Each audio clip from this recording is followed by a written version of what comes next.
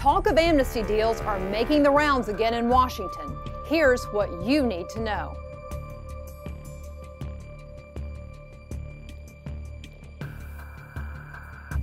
Apparently, the battles over tax reform, Obamacare, and the looming spending bill aren't enough to keep Congress busy. There are increasing rumblings that some lawmakers on both sides of the aisle are looking for ways to give legal status to illegal aliens currently in the United States. When President Donald Trump was candidate Trump, he promised that if elected, he would end the program known as DACA, the Deferred Action for Childhood Arrivals, that gave legal status to illegal aliens brought to the U.S. as minors. The program was one of President Barack Obama's most famous and arguably unconstitutional runs around Congress. He couldn't get lawmakers to do what he wanted, so he took it upon himself to create a new law via unilateral executive action.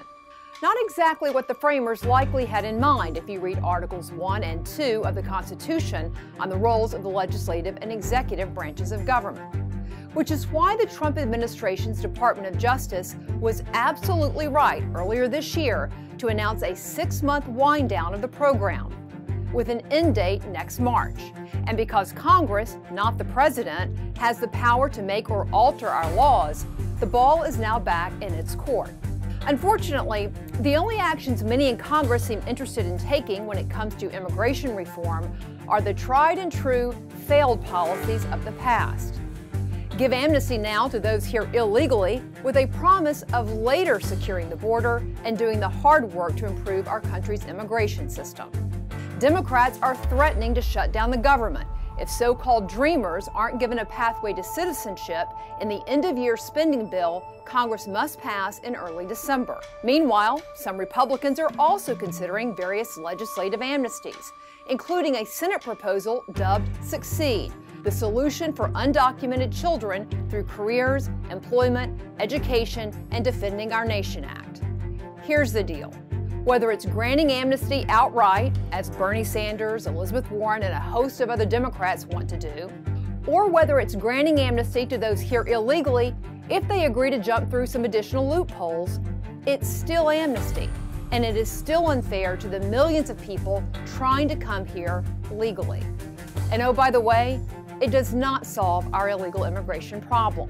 History and previous flawed actions by Congress prove it makes it worse. We tried in 1986 when we gave legal status, supposedly a one-time deal, to 2.7 million illegal aliens residing in the U.S. Fast forward to 2017, and we have at least 11 to 12 million illegal immigrants now living here. And all the border security and serious enforcement measures promised in 1986 that were going to come later, they never materialized.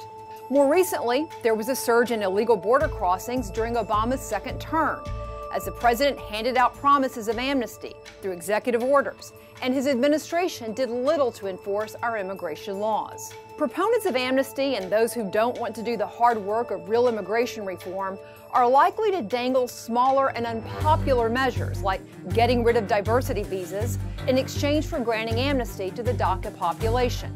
There's no doubt the diversity lottery program needs to go, but we shouldn't trade one bad policy for another. The same goes for debates over family, or what is popularly referred to as chain migration, workplace visa programs, sanctuary cities, border security measures, and how to improve the legal immigration process itself. All of these policies should be debated on their individual merits and whether they benefit America.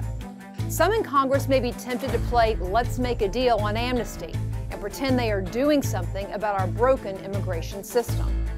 It's time lawmakers know that game is over.